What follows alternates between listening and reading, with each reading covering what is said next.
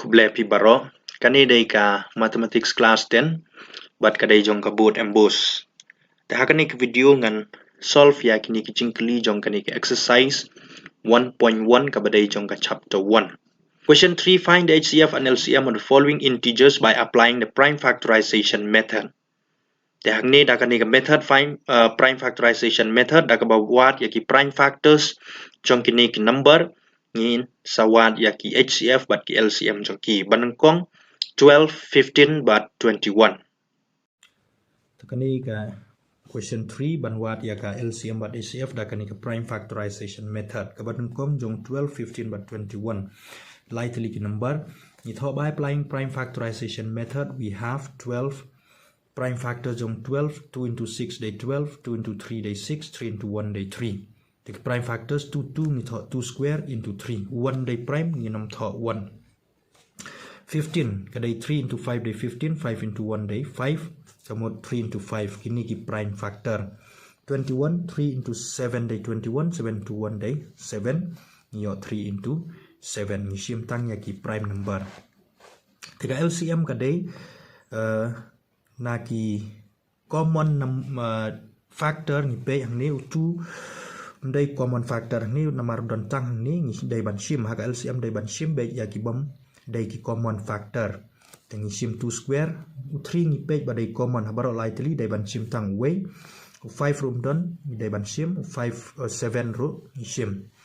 2 square ka dai 4 2 into 2 dai 4 4 into 3 dai 12 to 5 7 12 into 5 dai 60 into 7 7 6 42 tengi 4 to 0. HCF highest common factor ni sim tang ya ki ba dai common ha baro lightly tengi itang 3 ba dai common kamun HCF hak ni ka dai 3. Baar 17, 23 bat 29. Kani ka baar dai 17, 23 bat 29 kini dai ki prime number. Tengi wat ya ki LCM ba dai HCF jong kini by applying prime factorization method we have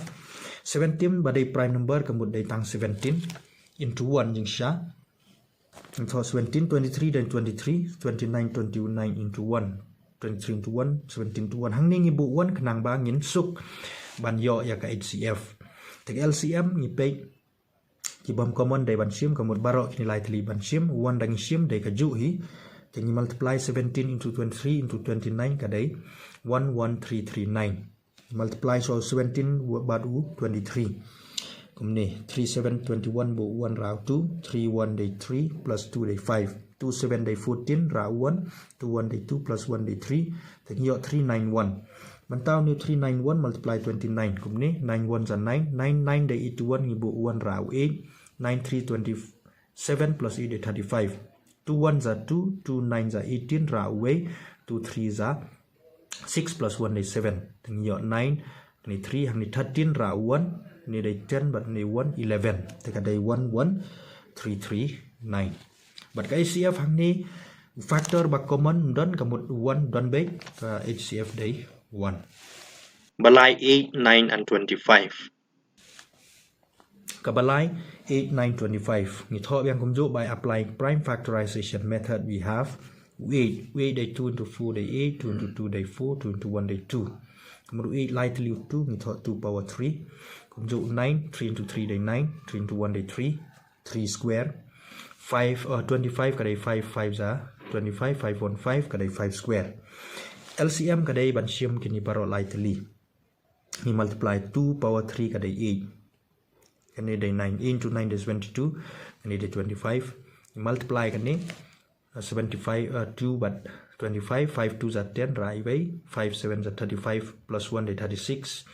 2 2 za 4 2 7 za 14 ni day 0 ni day 10 right way 1 plus 3 day 4 4 plus 4 day 8 ni 1 ni 1800 but ka HCF factor ba common baro lightly mdon kamut 1 udon by 1 ka HCF day 1 tang ni kublay sibon